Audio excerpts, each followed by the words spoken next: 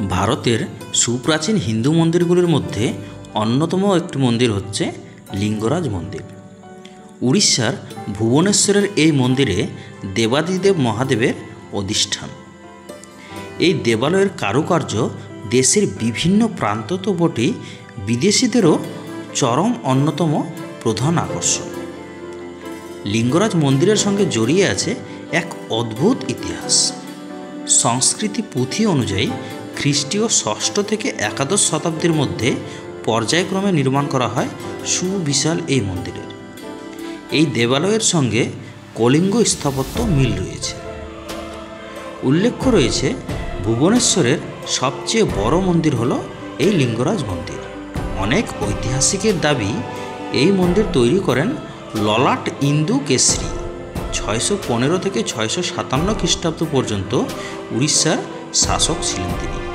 তবে এই দেবালয়ের নাট মন্দির ও দুটি গম্বুজ দ্বাদশ শতাব্দীতে তৈরি করা হয়েছিল বলে অনুমান।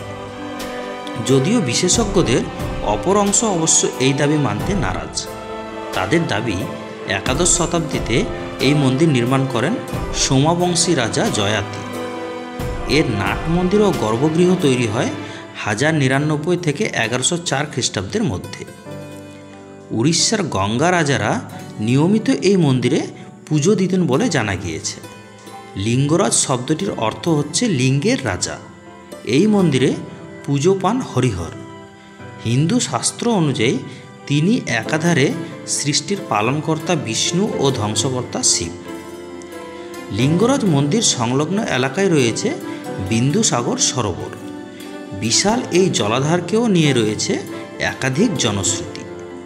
স্থানীয়দের বিশ্বাস, ভারতের মূল নদীগুলির জল রয়েছে এই সরোবরে। অনেকের আবার বিশ্বাস, মন্দিরের নিচ দিয়ে প্রবাহিত হয়েছে একটি নদী, যা বিন্দুসাগরে এসে পড়েছে। এই মন্দিরে স্নান করলে রোগ ব্যাধি দূর হয় বলেও বিশ্বাস করেন বহু মানুষ। লিঙ্গরাজ মন্দিরের দেউল শৈলীর 4টি ভাগ রয়েছে। এগুলি হল বিমান, জগমোহন, নাটমন্দির ও ভোগমণ্ডপ। এর মাঝের মিনারটির উচ্চতা প্রায় 180 ফুট। উৎসবের দিনে যেখানে দর্শনার্থীরা জড়ো হন, মন্দিরের সেই অংশকে বলা হয় জগমোহন। দেবালয়ের বিমান অংশের মধ্যে দেবতার অধিষ্ঠান। তাছাড়া এই মন্দিরের প্রধান প্রবেশপথের দরজাটি চন্দন কাঠ দিয়ে তৈরি করা হয়েছিল, যা এত বছর পরও টিকে রয়েছে।